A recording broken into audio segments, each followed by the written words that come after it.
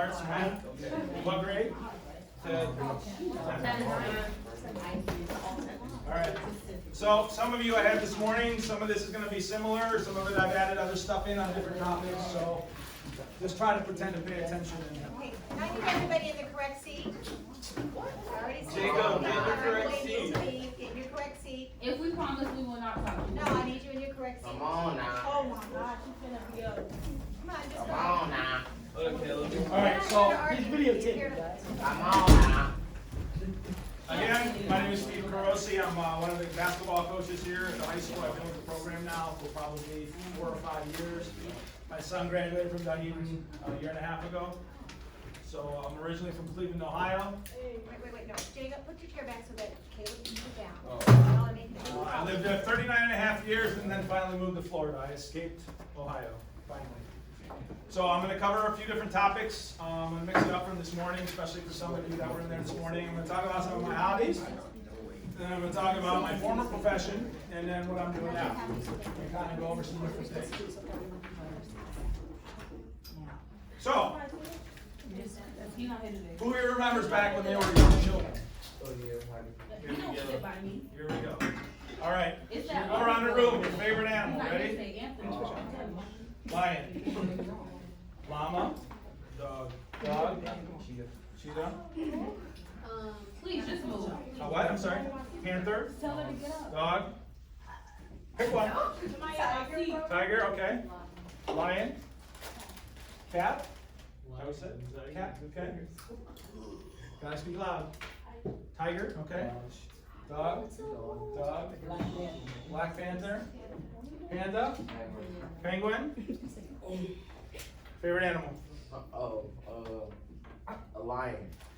Okay. Yeah. A jaguar. Jaguar. Dog. Leopard. Leopard. Tiger. Here's the dinosaur. Go ahead. Bear. Tiger. All right. So would you say your love of animals at this time in your life is the same as when you were little or less? Who says the same? Who says more? Who says less? Okay. My hobby, my passion, the core of who I am is my love for animals. And animals are very important to me. And I live this in my everyday life. When I was 8 years old, I grew up in Cleveland, Ohio. I saw pictures of a slaughterhouse in a magazine and never ate animals again. That's how much it impacted on me. I am. I'll get into that. So in elementary school, I was one of 500 students that was vegetarian. I had no idea the horrors in the dairy industry. So I ate ice cream and cheese. In high school, I went to all boys Catholic high school. I was the only vegetarian out of 2,500 boys. So you want to talk about being different? The only guy that brought his own lunch to school, the only guy that didn't eat what everybody else ate. So you might feel like you feel differently than everybody else. That's okay. I've heard it all in my life. When I turned 21, my oldest daughter was about to be born. I did more research into things because I wanted to raise my children with the same love and compassion for the animals that I have. And I researched things and realized the hell on earth in the dairy industry. That's the time I went vegan. What's that? Vegan. A lot of people confuse vegan with a diet. Vegan is not a diet. Vegan is a philosophy about the animals that they have the same right to this world as we do. And that it's our job as stewards of this world to protect them as best we can. They're innocent. Just like, why do people start eating animals as children? Culture, religion, tradition, and advertising. It's a story you were told.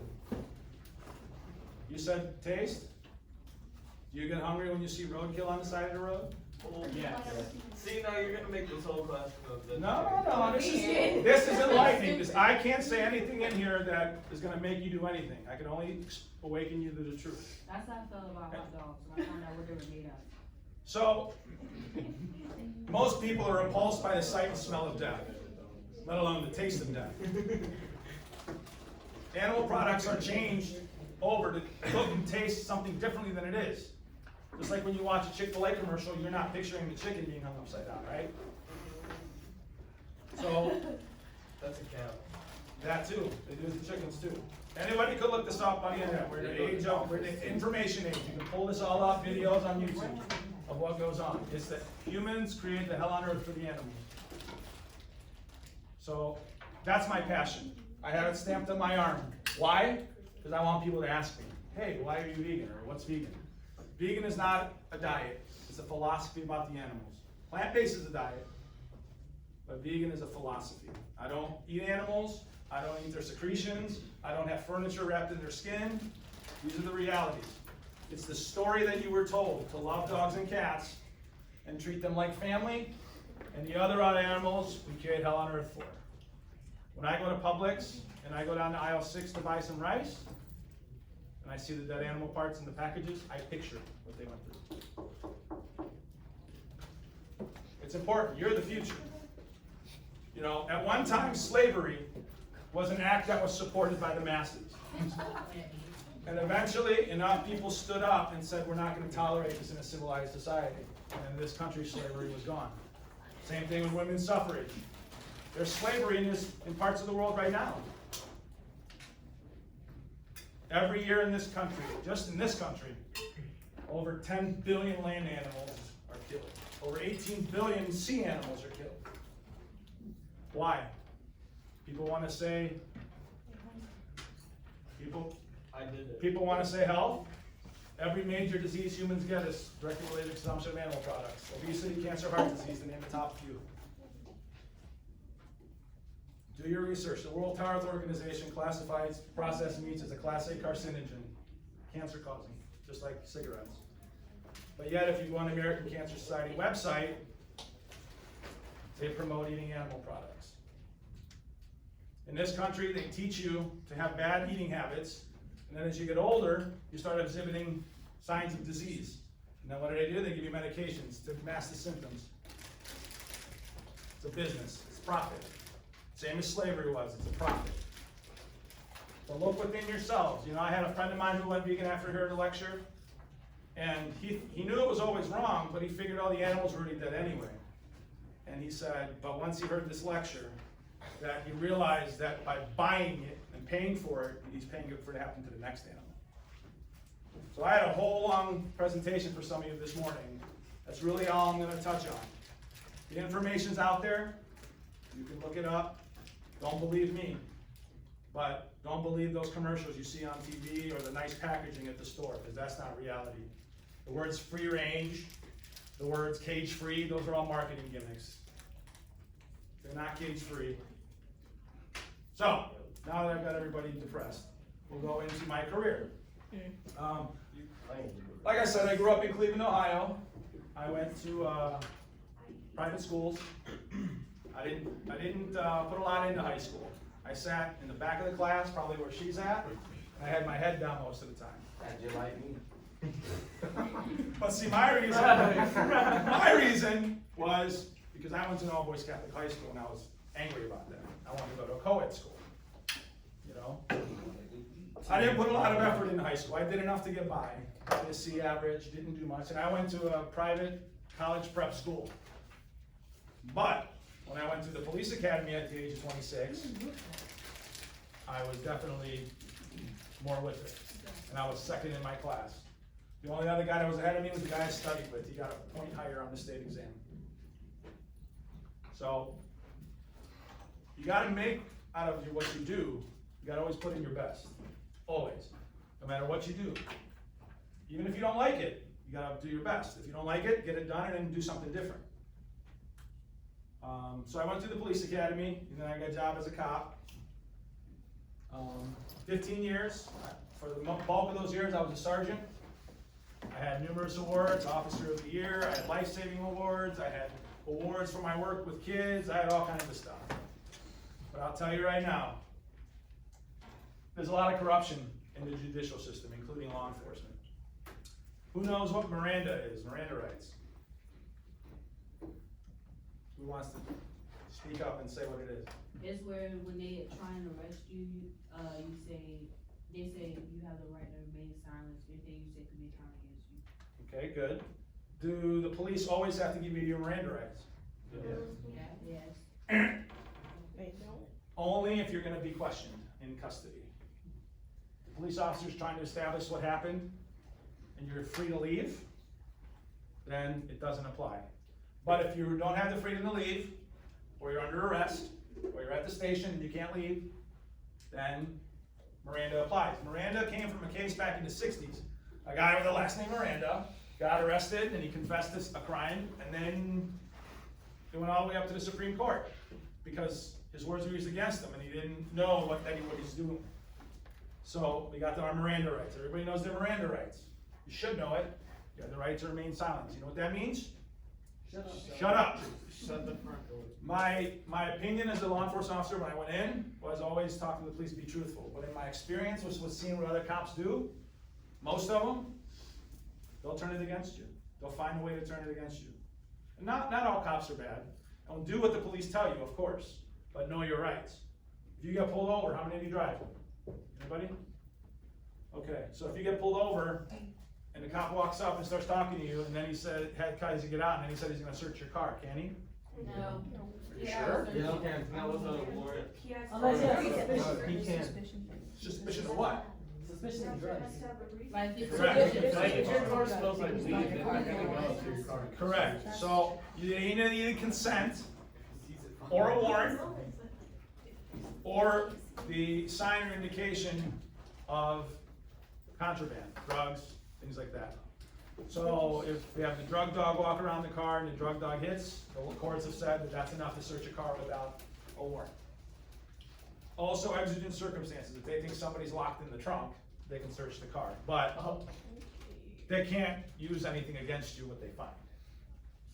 So, if you get in trouble, you're gonna have contact with law enforcement at some point in your life. Yes? So if they find somebody in the trunk, they can't be put into. Oh, they probably will. But what if they're just, you know, looking over a seat? They probably will. But I'm saying if they found other stuff than what their original reason was to go look, like if they found a bunch of drugs in there, it's gonna be real tough to get through the courts because that wasn't their reason. They should have got a warrant if they suspected that. So your Fourth Amendment rights, your rights to search and seizure. Can the police just come in your house? No. Well, what are the circumstances? A search warrant, you tell them that they can come in, and I forgot that. Correct. Or exigent circumstances. They see somebody getting raped through the window. They can kick the door in and go in for that. Have I heard of stories of cops making up shit? Excuse my language. Yes, I have. There is no justice in the justice system. Good people get in trouble, good people get caught up in the system. If you have, I've found, this is my experience, if you have money, you can get out of things. So it's important that you do your best to avoid the contact that could get you in trouble. So you're riding around with 4 of your friends, right? You're going out having a good time, and the guy in the back seat behind the driver, he's a friend of a friend that's in the car. You guys get pulled over for whatever. Cop comes up, one thing leads to another, now they search the car. And under the seat, they find cocaine. A little baggie with cocaine. Guess what? All of you are in trouble. All of you could get charged. I'll give you a little story. When I was, this is probably like 2006, I was a shift sergeant. I volunteered to stay over for the next shift because they were shorthanded. I wasn't the shift sergeant though for that, but I was just there as an extra body. So partway through the shift, the new officer goes up to his sergeant and says that he arrested a girl for being drunk at the bar and she got in a fight. And while he was inventorying her stuff at the station in her purse, which inventory is where you write down everything that's in the purse, so when they get released, they get everything back. He found pills in her purse that don't belong to her. Based on solely that information, his sergeant told him to charge the girl with felony drug possession. Wow. So I heard this and I go, huh? And they said, they looked at me like I had 3 heads. And I said, what investigation did you do? They're like, what? I said, investigation, you know, whose pills are they? Why does she have them? You know, what's going on? So I interjected and I tell the new officer, I said, go back there. She's in your custody, so give her her Miranda rights. Sit her down and ask her the questions. Whose pills are they? Why does she have them? What the circumstances are. So he comes back a little later and he says, it's her sister's prescription for Zoloft. And she was holding them for her sister in her purse because her sister didn't have a purse. And then she said she's also on the same prescription but didn't bring that prescription because she took her medication earlier today. So I asked the officer, did you confirm with the sister? He said no. I said, did you call the pharmacy to see if the script is good? He said no. I said, did you look in the drug book that shows the pictures of the pills, and did you match it up? He said no. I could go back and do that. So he comes back to me a little later and he tells me that the sister confirmed that the pharmacy confirmed both her and her sister's prescription, and the pictures of the pills in the bottle looked like the ones in the drug book. Okay. And he still sounded like he was going to charge her. So I looked at him and I asked him if he has a brother. Who has a brother in here? Raise your hand. I'm not going to pick on you. No, I'll pick on you. All right, so you have a brother, and your brother just had surgery, and the doctor prescribed him Vicodin for the pain. And you go to Walgreens to go pick up his prescription. Is the pharmacy going to give it to you? No. Who says no? Who says yes? Who doesn't know? Yes, the pharmacy will give it to you. So now you're driving home, minding your own business. You get pulled over, one thing leads to another. And in your possession, the cop finds controlled substance in your possession that doesn't belong to you. Are you a felon? And this is what I told this officer. And literally it was like he got hit on the head with a brick. He's like, oh. And here's the thing. Letter of the law and color of the law is a different thing. By letter of the law, he broke the law. But by the color of the intent of the law, you're not going to ruin somebody's life over that. When she goes to pick out a prescription for her brother, doesn't she need to show an ID? Sometimes.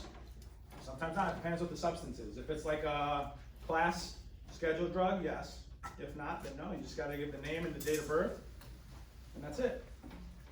Yes. So. Wasn't this a story from earlier? Yes, probably. All right. Do you remember Paul Harvey on the radio? He'd have this really sad story on the radio, like sad, like breaks your heart. And then he'd say, and we'll be back with the rest of the story.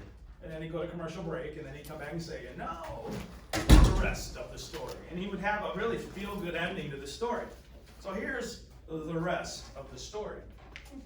The young girl, 21 years old, who got arrested for getting a little too drunk and getting in a fight with her friends at the bar, who had her sister's Zoloft in her purse, and she was just holding them for her sister. That girl was in nursing school, which we found out later. Where would her career have gone if she has a felony drug charge on her history? Nowhere. Done. Even if it's dismissed later, done. Bingo bongo, you're done. And I've got other stories like that, but this one is it hits a lot of people because of the connection to nursing. Cops don't always do the right thing. Nope. So, what I recommend, be respectful, but know your rights. So, law enforcement.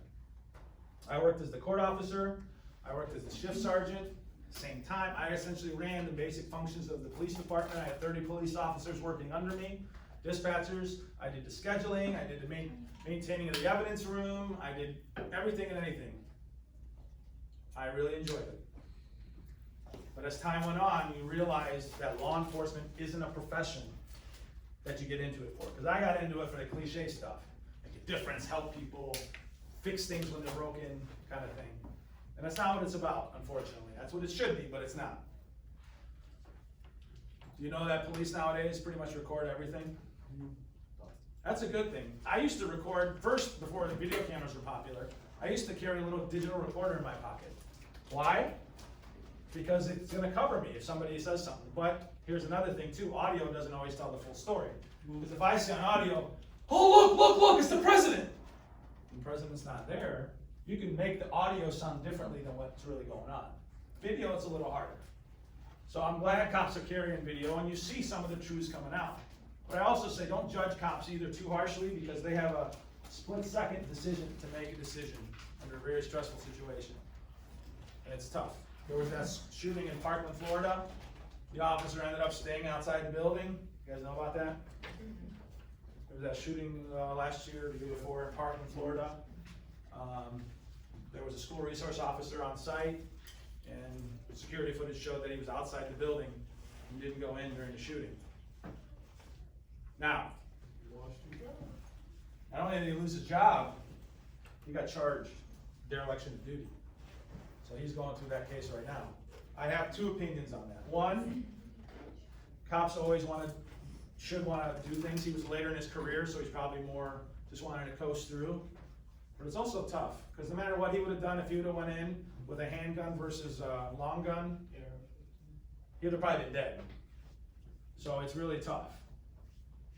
But should he have been charged? I don't think so, because the law has said that he didn't have it. The law has said that police officers don't have a duty to protect. Do you believe that? So a lot of people who think that they're going to rely on the police for their safety, forget it. Because in most cases, a situation is going to be over before the police show up. Yeah. So you guys are thinking, to keep yourself out of situation. Because most times, the situation's over. Any questions on this so far? Yes? I remember like 7th grade, my history teacher told me that if they don't read you their brain rights and you're in court, like you can go get away because they didn't read them. Correct. If they try to use statements against you and you were not advised of Miranda rights, everything after that could be tossed out and not be used against you in court. It's called fruits of the poisonous tree. So if you end up confessing to a murder, but they didn't read your Miranda rights, unless you volunteer the information. Like you're sitting there nervous and upset and then you start talking and they don't ask you any questions, that's voluntary statement. That doesn't apply to Miranda. It's only if the cops are questioning you. And a lot of times, I used it myself when I worked. Because the law has said cops can lie. I never lied to put somebody in a bad situation, ever. I always treated people the way I'd want to be treated. And I used to have people that I would transport to jail and they'd be like, oh man, you're the coolest cop. Because here's the way I looked at it. Yes, there are criminals, of course. But most people just make a bad decision. It's not the end of the world. You know, for every one person I arrested, I probably let 9 to 10 go for something very similar. It's just the circumstances, I didn't have a control over what happened. But not every cop's like that. I've worked with a lot of cops who would arrest their own mother. You think the cops that sit on 19, for example, and give tickets, you don't think they speed?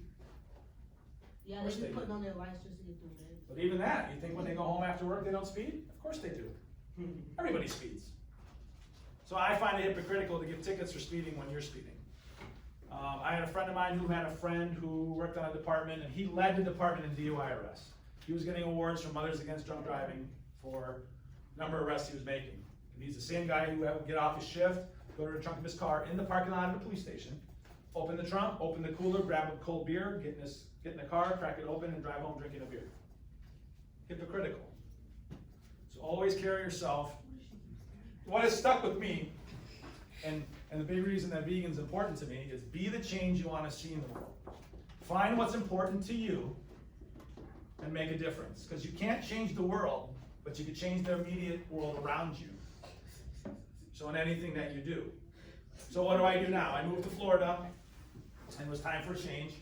And I ended up starting to do locksmith work, so I was doing locksmithing. Everybody know what that is? Keys and locks and stuff. So my law enforcement career, I opened cars all the time. So as a locksmith, it was easy. Houses, easy, you know. And then lock changes and things like that. And then I'm like, it's not rewarding enough for me. It's too blah.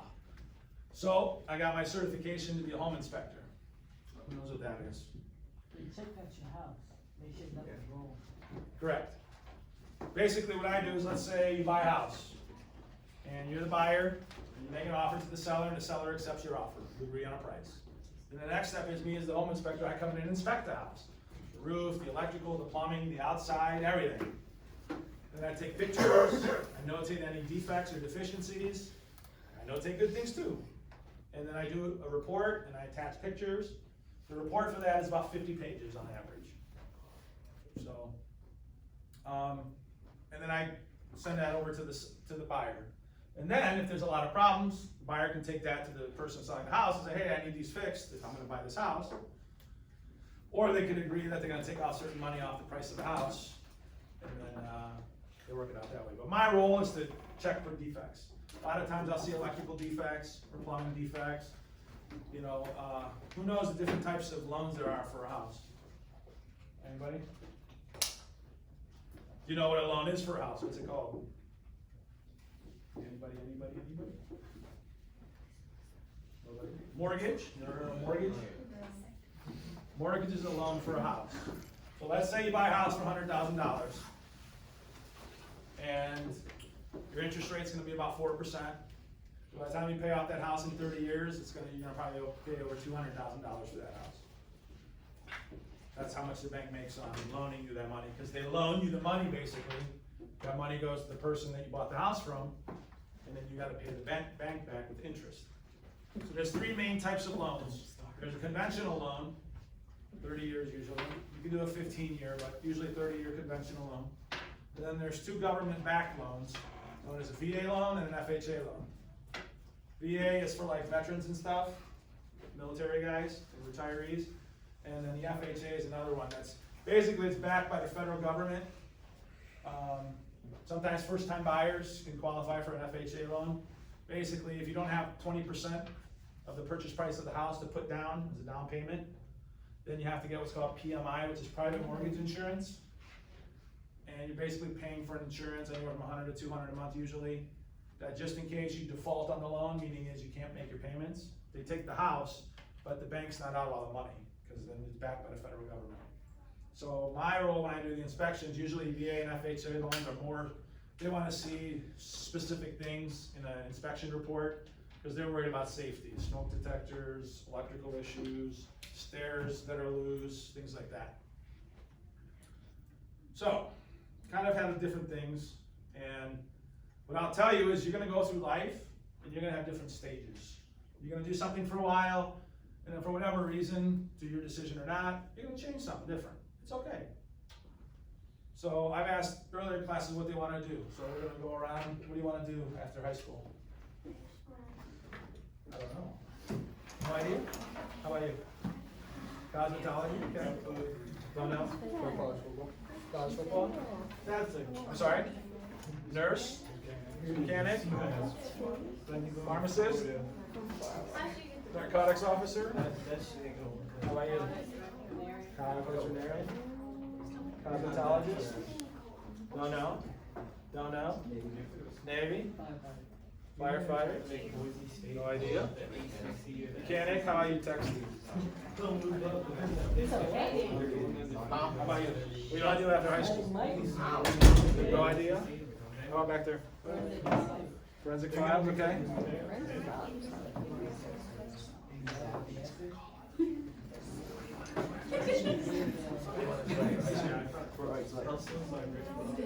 Nurse, okay. How about you? Criminologist? Don't know? College? Nurse. All right. So we have some different ideas. What I will tell you is whatever you do, lie down please. Whatever you do what you love to do at the time. Because there's nothing worse than getting up every day, going to a job that you hate going to. Because before you know it, your life will pass you by. I know you're young and you don't think of these terms. Your life will pass you by. You'll be 70 years old saying, geez, what happened? I wish I would have worked more in my life. Are you going to say that? No. You're going to say we should have spent more time with your family, your friends, things like that. So do what you love. Here's the other part I'm going to tell you. The schools, when you grow up, as you grow up, the schools don't teach you a lot about money and how money works. No. Why? Because they want to teach you to either get into really high-skilled professions like doctor and stuff, or, most of the case, they want you to be employees. They want you to work for them and make money for the rich people. I'm here to tell you, find something that you love to do and create your own business. Period. Whatever it is. And you're not going to start off big. You're going to start off small. Anybody in here photography? Me? My cousin, she does photography. She doesn't make a lot of money on it, but she loves to do it. And she does other stuff to supplement, but she loves to do it. So we need money in this society, unfortunately, to pay for things that we need. But money isn't the only object. You gotta enjoy what you do. You gotta live. And anything that you do, you gotta go through life and examine everything that's going on. What's going on here? What's going on there? How it's gonna affect your future. Who here plays extracurriculars? Anything? Band or sports? I'm in theater. Theater? Good. Always be involved. You know, I played soccer in high school, but I I didn't get out of high school as much as I should have gotten out of high school. I'm looking back. I know, right? You should travel. What are your questions? Oh, you gotta ask questions? I'll talk all day. I'll be a spiker. Spiker, you play volleyball? I want to. I can get up there, so. Being different. You can see the school. Every one of you in here has something that makes you unique and different from the person next to you. Well, me, what made me different was I didn't eat animals. I was different. That's the way it is, but I'm very strong about that conviction.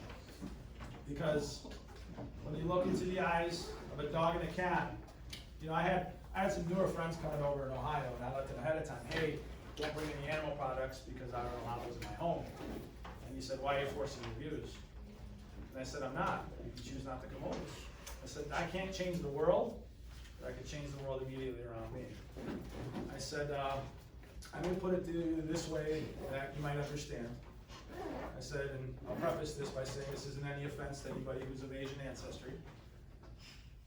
Let's say I'm of Asian ancestry and I come over to your house. And I walk in, I give you a high five and a hug. And I set the case of beer on the counter. We're going to all kick back and watch the game. And then I lay the dead dog on the counter because of what I call dress at the barbecue. How would you feel? The same way you feel about dogs and cats, I feel about all animals. When I was younger, all my friends ate animals, and I would be sitting at the end of the table watching the game while everybody's eating their bird wings when we were out at the sports bar. Now in my life, I won't sit at the table if there's death or violence there. Somebody wants to spend time with me, it's going to be no violence. I'm not going to contribute to it. So find something within yourselves that you're passionate about, whatever it is, and be the change you want to see in the world. Make a difference. Some people, it's helping kids. You know how much time I volunteered to help this? I've been coaching sports since I was a freshman in high school, and I'm 44 now. I coach before my kids, I coach during my kids, and I'm going to coach long after my kids. It's another one of my passions. When I worked in law enforcement, one of my responsibilities for a while was the juvenile officer. And I came up with a bunch of policies on how we're going to handle juveniles. So a lot of local kids, when we'd end up bring them down to the station for doing whatever stupid, I'd sit them down at the station, I'd give them a lecture for an hour, and wait for the parents to come pick them up. Then if I have to deal with them again, then we elevate what we're going to do. So I had this kid, local kid, who was like 13 or 14. He was constantly getting in trouble. And we busted him and his friends drinking. And he was drunk, really drunk. Took him back to the station, made all the parents come to get the kids, and I was lecturing. A couple weeks later, ended up busting him again. So this time I charged him for underage drinking. His parents hated me. His parents were rich, and they were saying, oh, you're picking on my son, you're doing this, that, and the other thing. So he had to go to court, he had to do community service, he had to do alcohol classes and stuff like that. And about 2 years goes by, and he's like 17 at this point. And he approaches me one day and apologizes.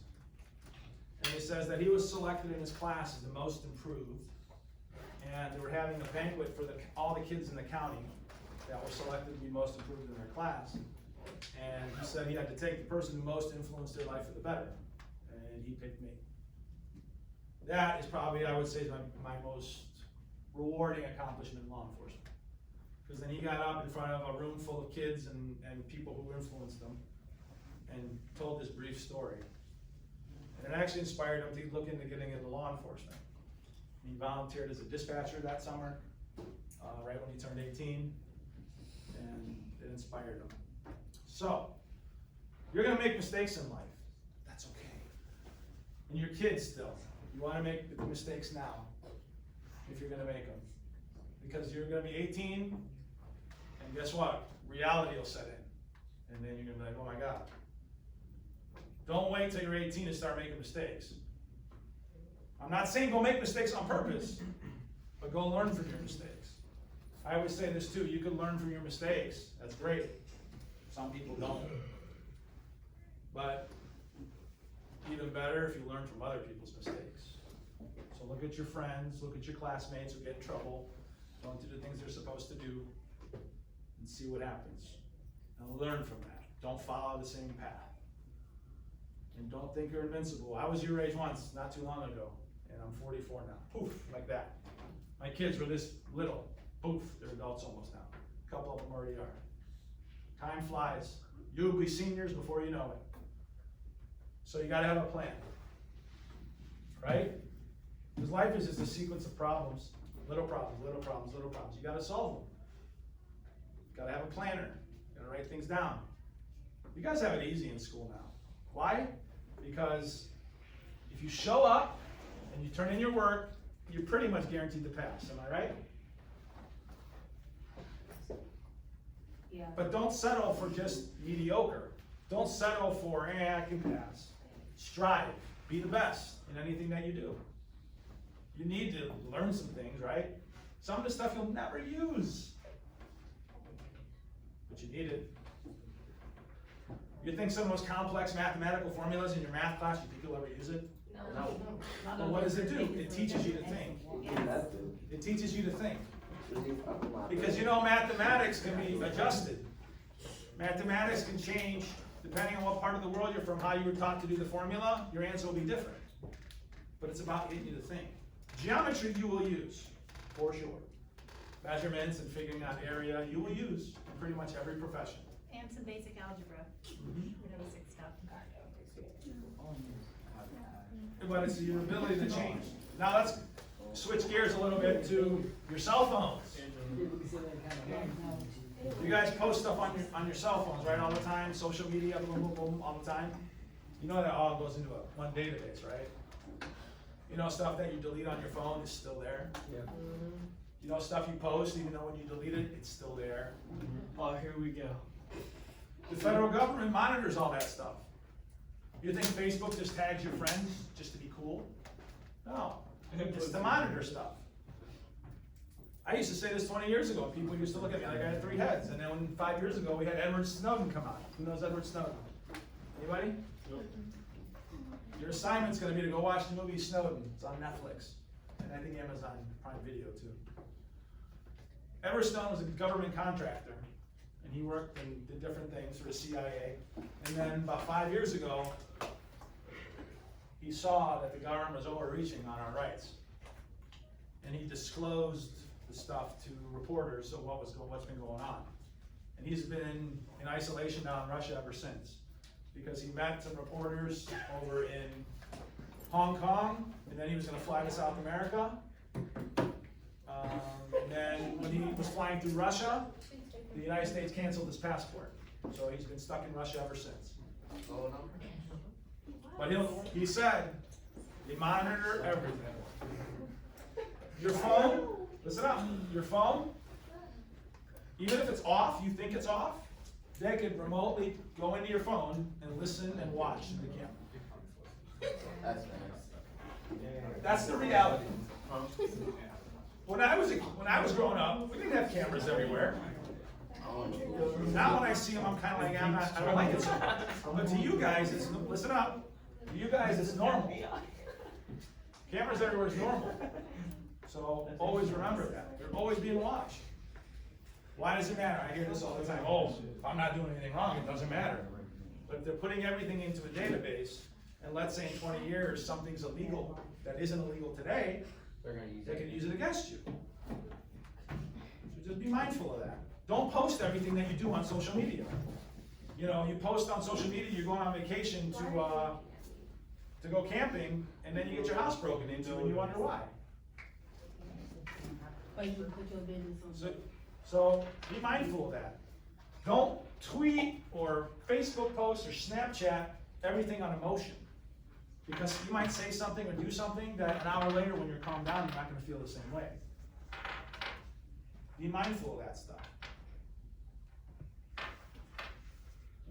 So you think the iPhones, you think it's a coincidence that you can't take the battery out anymore? Or ever, actually, on the iPhones. So it's always getting power. You think it's off, but it's not.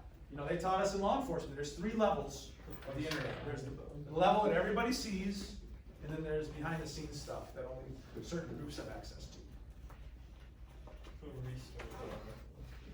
There's a book written in the 40s by George Orwell. Who's heard of George Orwell? You guys have read.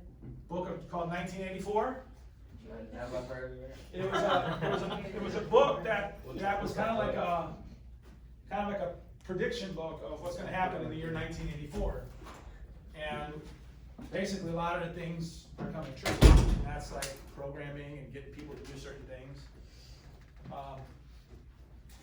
The way somebody phrases a question is going to influence your answer. If every day from the time you're little, I tell you this device here is a mango. When you no, I'm just kidding. When you grow up, you're going to call it a mango because that's what you've been conditioned and taught to believe. So I'm saying break free of that. Examine everything that you do. Examine the world around you. Let me ask you this. When you look up on a clear day, what color is the sky? Red. Blue, right? Orange. But I'll tell you this. Your blue and my blue can be completely different. But we've been taught since we were little that that color that we see is blue. It's really red. Kind of crap you're on. So everything that you see on television, you think Coca-Cola spends millions of dollars to put a Coke can in a movie? No. Yeah. Just by coincidence? No. It's subtly conditioning you to like this or like that. Talk to somebody that's been in marketing. They'll tell you. You'd be amazed what they do to predict what people do. Your phone, your Facebook, you ever talk about something with somebody and then an hour later you get an advertisement for what you were talking about? When you agree to the terms of service for pretty much anything on your phone or computer, you're agreeing for them to listen to you and monitor you. And then companies sell that to other companies. It's targeted advertising. But you can watch a movie and see things that your consciousness won't even pick up on, but your subconscious will. You think it's a coincidence that the things on TV are called a TV program? It's programming you. Like this, don't like this. Right now, what's the big hot topic in politics? Democrat or Republican? There's no in between, right? And Democrats are angry with Republicans, and Republicans are angry with Democrats. It's dividing us. You can't fall into that trap. You have to make up your own mind, independently of what others are telling you. Everybody will bring their life experiences to the table. So you have a different experience from you, and you, and you, and your judgment is going to be affected by your life experience. Don't fall for it. It's true, I was in marketing when I was in college, I studied marketing. All right, you know. The way a product is positioned, the lighting, where it's positioned. Everything. Some very interesting things. And this was a long time ago. So it's not And you'll see as you go through life, some of the things you were told as a kid aren't true. Turn the lights on in the car. That's not true. Oh, yeah. Yeah. That what's not true? I don't want to rain on anybody's parade, so I apologize if I ruin anybody's day. But think of when you were little children. How did the gifts get under the tree? Whoa! How did the gifts get under the tree? Not there. Your parents. I've never. Exactly. It's all, listen, it's all, listen up. It's all in good nature. It's all in good fun. It's the magic of it. But you were told something that wasn't necessarily true. Why? Because of tradition. I know. My parents never let me leave. You should thank your parents. They would literally take the present in front of me and be like, I'm putting it under the tree. That's your present. I made the mistake too of doing the tradition because my heritage is Hungarian. I was actually the first of my family born here. And actually, Hungarian is my first language. Listen out, hey. Listen out. She's not one. What is the rule about So you rushed. So in my house, we always practiced the Hungarian tradition, which was on Christmas Eve. The angels brought the gifts. And when my kids were born, we did that Christmas Eve, and then we went to their mother's house on Christmas Day and did Santa Claus. Sure, it's magical. Sure, it's warm and fuzzy, but it wasn't true. Tooth Fairy, Easter Bunny. You'll go through life and you'll see other things that maybe weren't the same way that you thought they would. But be open to it. Just because it's on the internet doesn't make it true. Watermelon growing in your stomach. There's a lot of disinformation on the internet too. If you eat the watermelon seeds, little big watermelon. You'll be cracking watermelon. It's true. I like watermelon seeds. I eat them. I don't eat watermelon. No? Did you say everything is yellow? Stop. I do. It's a texture thing? Did anybody ever have yellow watermelon? Oh, Yeah. God. It tastes the same way. It tastes yellow. No, it tastes the same as red watermelon. It's just a different color.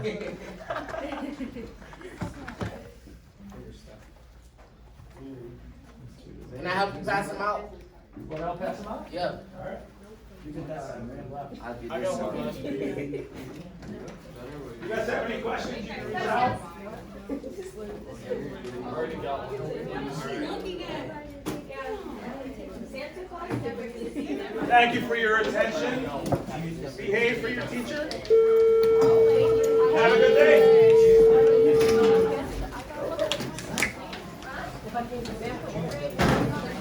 Thank you.